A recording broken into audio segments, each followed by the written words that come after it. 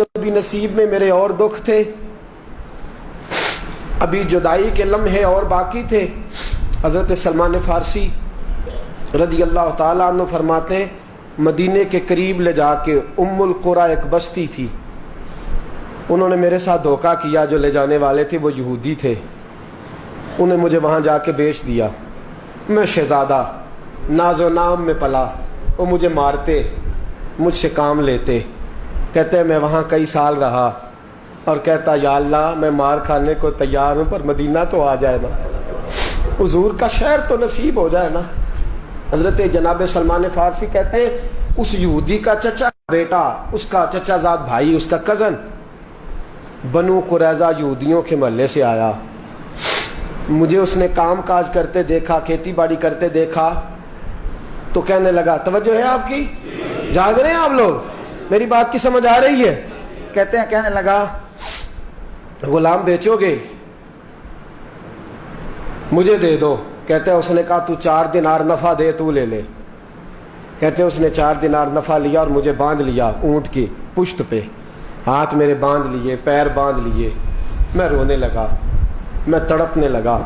کہتے ہیں اچانک بنو قریظہ مدینے کا ایک محلہ تھا، یہاں یہودی رہتے تھے، کہتے ہیں وہاں کا وہ رہنے والا شخص اچانک میری آنکھ کھلی تو ٹھنڈی ٹھنڈی ہوائیں، اچانک میں نے آنکھیں کھولی تو کھجوروں کے لمبے چوڑے درخت، فرمایا میں نے دیکھا تو پہاڑیاں بھی معطر معطر سی، فضائیں بھی کرم کرم والی، عطا ہی عطا۔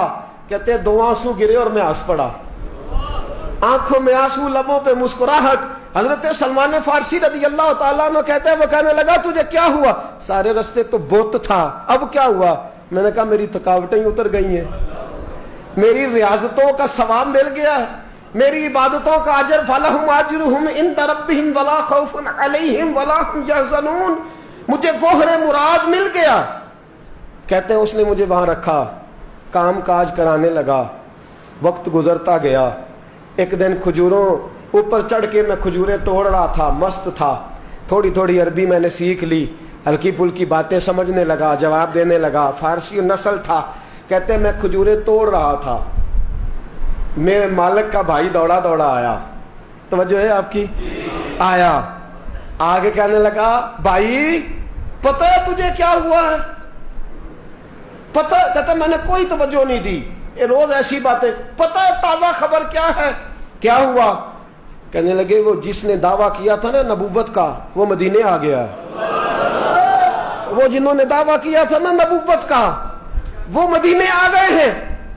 حضرت سلمان فارسی کہتے ہیں جو کھجوریں میں توڑ رہا تھا وہ میرے ہاتھ سے گر گئی، یوں لگا کہ جیسے کسی نے آ کے نا کسی نے آ کے کہا ہو کہ چل تجھے حضور نے بلایا ہے۔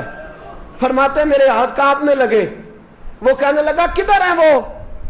کہنے لگا وہ وادی قباء ہے نا، آج بھی جا کے کوئی دیکھے قباء کا ماحول، آج بھی جا کے کوئی دیکھے قباء کا ماحول۔ طلع البدر علینا کی صدا آتی ہے، طلع البدر علینا کی صدا، کہ ہم ہیں بچیاں نجار کے، وہ ننھی بچیاں جو بیٹھ کر وہاں دف بجاتی تھی، رسول پاک کی جانب اشارے کر کے گاتی تھی کہ ہم ہیں بچیاں نجار کے عالی گھرانے کی، خوشی ہے آمنہ کے لال کے تشریف لانے کی۔ ہم ہیں بچیاں نجار کے عالی گھرانے کی، خوشی ہے آمنہ کے لال کے تشریف لانے کی۔ حضرت سلمان فارسی کہتے کبابٹ، کہتے میں جھٹ سے چھلانگ لگا کے اترا، پہلے میں آیا کرتا تھا پکڑ پکڑ کے، چھلانگ لگائی زمین پہ، اور میں نے اپنے مالک سے کہا یہ کیا کہہ رہا ہے؟ کہتے اس نے تھپڑ مارا، چل اپنا کام کر۔ کہتے پہلے وہ مارتا تھا تو دکھ ہوتا تھا، آج پتہ ہی نہیں چلا، آج پتہ ہی نہیں چلا۔ ہمارے جہاز میں ایک بابا جی بیٹھے تھے، جہاز میں بزرگ بیٹھے تھے، ان سے کسی نے کہا تھک تو نہیں گئے؟ کہنے لگے میری 11ویں حاضری ہے، تھک بڑا گیا ہوں، پر جب گنبد پہ نظر پڑتی ہے تھکاوٹیں اتر جاتی ہیں، کوئی تھکاوٹ نہیں رہتی۔ حضرت سلمان فارسی کہتے ہیں اس نے مارا کوئی پتہ نہیں چلا۔ میں انتظار کرنے لگا کہ ذرا دن جلدی نہیں ڈال جاتا، شام جلدی ہو۔ کہتے شام ہوئی، چھٹی ملی، کھجوریں پلو میں باندھ لی اور قبا کی جانب خرامہ خرامہ خرامہ خرامہ جھکی ہوئی نظریں، کانپتے ہوئے میرے لب. اور میں جب پہنچا کہتے ہیں کھجور کے درخت کے نیچے حضور بیٹھے ہیں، بائیں جانب چراغ جل رہا ہے اور دائیں جانب سیدنا صدیق اکبر بیٹھے ہیں. فرماتے میں پہنچا، پہلی نظر حضور کے چہرے پہ، جھکی ہوئی نظریں، نور سے زیادہ روشنی یہاں سے چھین رہی ہے. فرماتے لگتا ہے چاند بھی شرما شرما کے پیچھے ہٹ رہا ہے. سادہ سا لباس، خوشبوؤں نے آگے بڑھ کے استقبال کیا. فرماتے ہیں یوں نظر پڑی تو یوں لگا جیسے یہ تو مجھے صدیوں سے جانتے ہیں، صدیوں سے کن فیکون اجے کل دی گل لے اساں پہلوں پریت رلائی. فرمایا لگا یہ پہلے سے جانتے. فرماتے حضور نے مسکرا کے فرمایا آئیے آئیے، اتنے جملے. فرماتے میں بیٹھ گیا، کھجوریں نکال کے دیں اور میں نے کہا حضور صدقے کی ہیں. فرماتے ہیں چونکہ نشانیاں بتائی تھی نا، دو نشانیاں یہ تھی کہ صدقہ نہیں کھائیں گے، دوسری نشانی تحفہ لے لیں گے، تیسری نشانی کے کمر کے پیچھے مہر نبوت ہوگی.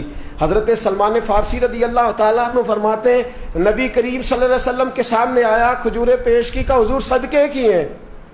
حضور نے میری طرف دیکھا تو مسکرائے اور بڑا کھل کے مسکرائے. فرمایا ابو بکر لوگوں میں بانٹ دو.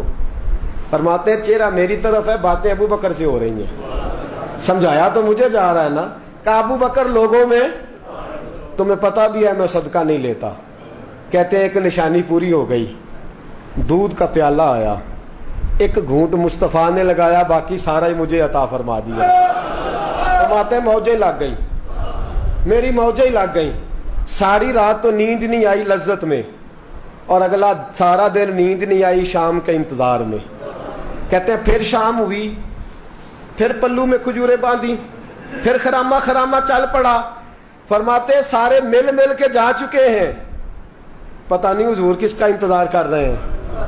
سارے جا چکے، شام ہو گئی. میں پہنچا، بیٹھا سامنے، میرے مصطفیٰ نے دیکھا، فرمایا آئیے. میں نے کھجوریں کھولی، نکالی، میں نے کہا حضور تحفہ ہے.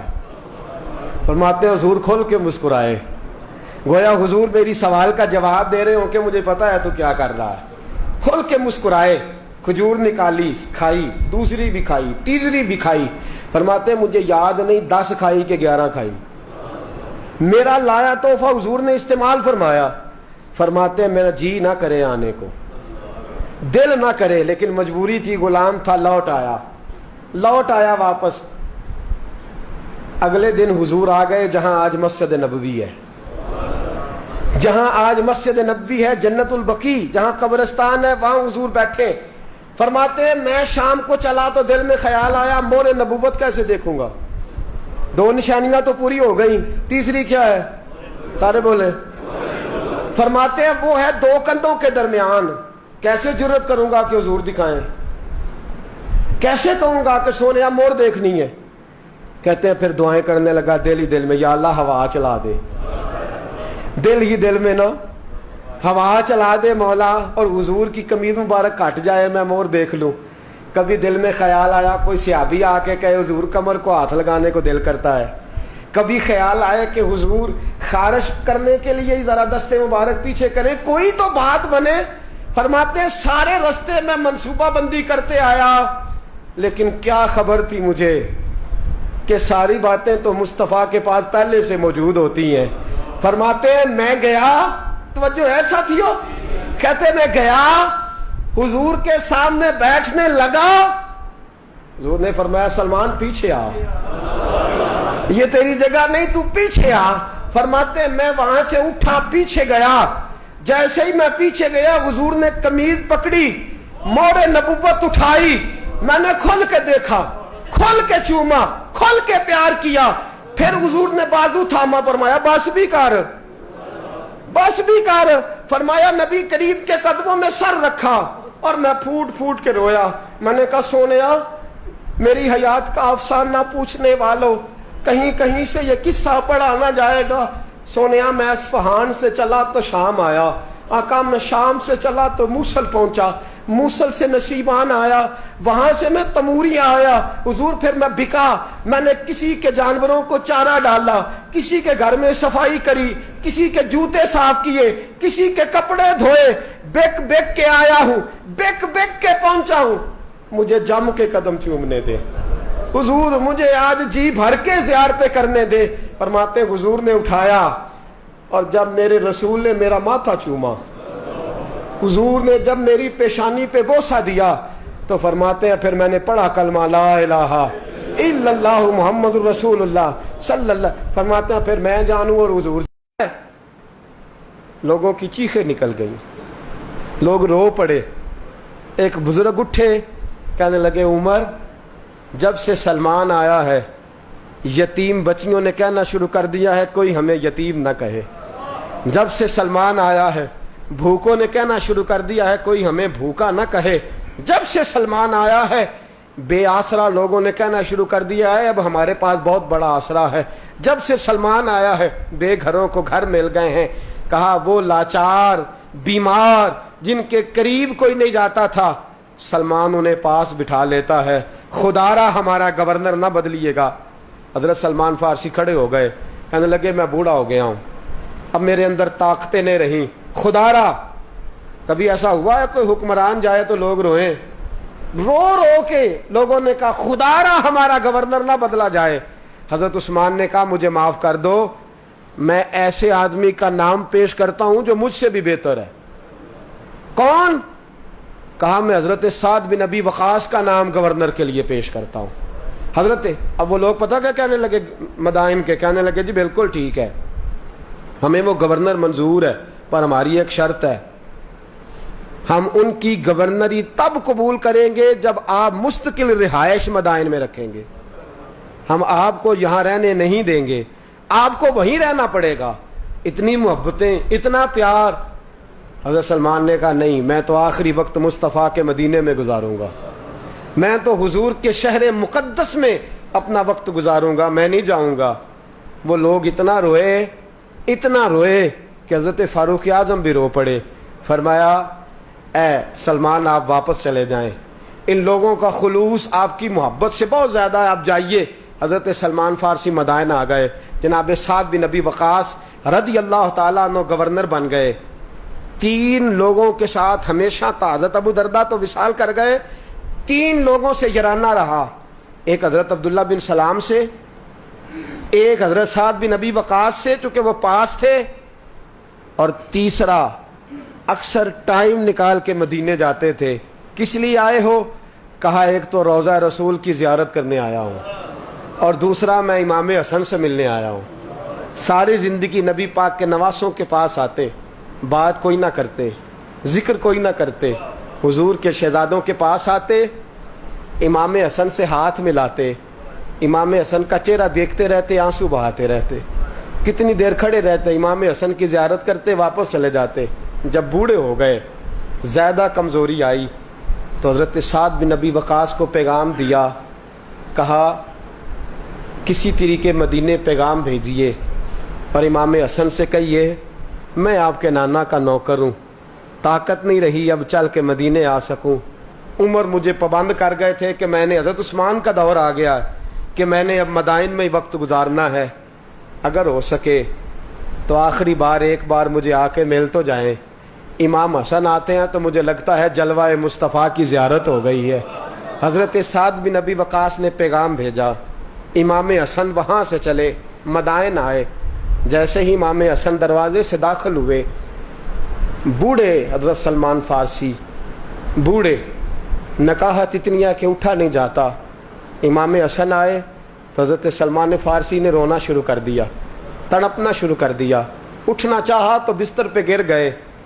امام حسن قریب آئے, چارپائی پہ بیٹھے, تو حضرت سیدنا سلمان فارسی رضی اللہ تعالیٰ عنہ کہنے لگے حضور میں بڑا پریشان ہوں, میرے لیے دعا کرے.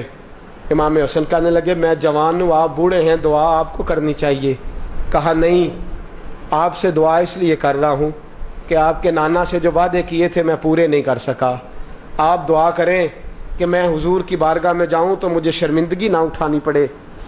حضرت سلمان فارسی رضی اللہ تعالیٰ عنہ سے امام حسن کہنے لگے وعدہ کیا کیا تھا، کیا نہیں پورا کر سکے؟ عرض کی حضور نبی کریم نے فرمایا تھا اتنا مال پاس رکھنا جتنا مسافر کے پاس ہوتا ہے۔ یہ حضور نے مجھ سے کہا تھا، میں وعدہ پورا نہیں کر سکا، دیکھیے میرے گھر میں کتنا مال ہے، کتنا سرمایہ ہے۔ امام حسن کہتے ہیں میں نے مال دیکھا تو ایک مٹکا پانی پینے کا، 2 پیالے پانی پینے کے، ایک مشکیزہ، ایک چٹائی وہ بھی ٹوٹی ہوئی۔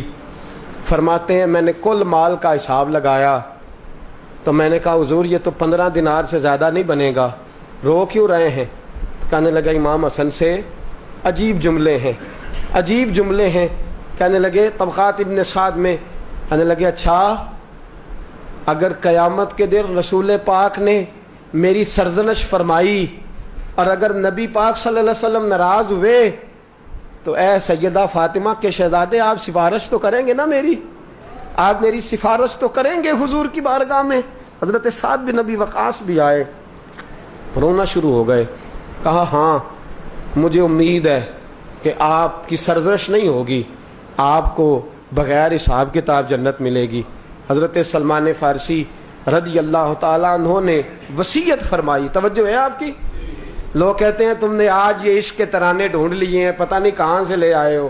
وصیت فرمائی امام حسن کو، آنے لگے حضور میں پرانا نوکر ہوں، پرانا نوکر ہوں اور میں نے اپنی نوکری کرنے کی کوشش کی ہے، اب میں بچوں گا نہیں، اگر میں مر جاؤں تو میری خواہش ہے کہ سیدہ فاطمہ کا بیٹا میرا جنازہ پڑھائے، آج نہیں، یہ آج نہیں، بعد مرن دے مکھڑا میرا ہو جاوے جے تازہ۔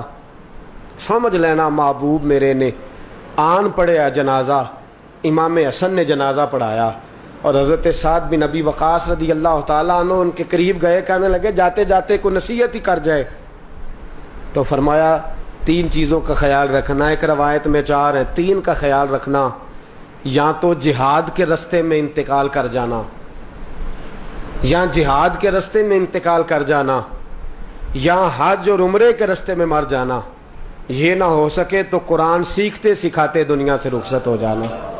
فرمایا یا جہاد کے رستے میں جانا، حضرت سلمان فارسی وصیت کر رہے ہیں، یہ وصیت یاد رکھیے گا، یا جہاد کے رستے میں انتقال کرنا، یا حج اور عمرے کے رستے میں، یہ نہ ہو سکے تو قرآن سیکھتے سکھاتے جانا، امید ہے اللہ بے حساب و کتاب جنت عطا فرما دے گا۔ یہ وصیت فرمائی۔ جناب سلمان فارسی رضی اللہ تعالیٰ عنہ وصال کر گئے، عجیب سناٹا ہے، مدینے سے نور کی جماعت آ رہی ہے جنازہ پڑھنے، نور کی جماعت آ رہی ہے، نور کی۔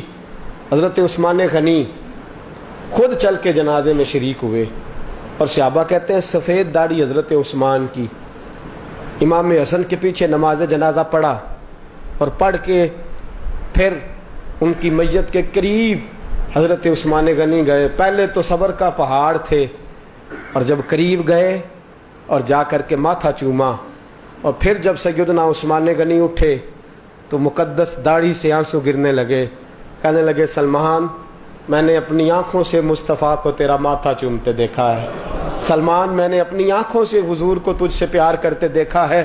فرمایا لوگو آج سلمان رخصت نہیں ہوا، ہم سے علم رخصت ہوا ہے، حکمت رخصت ہوئی ہے، حضور کا محبوب رخصت ہوا ہے۔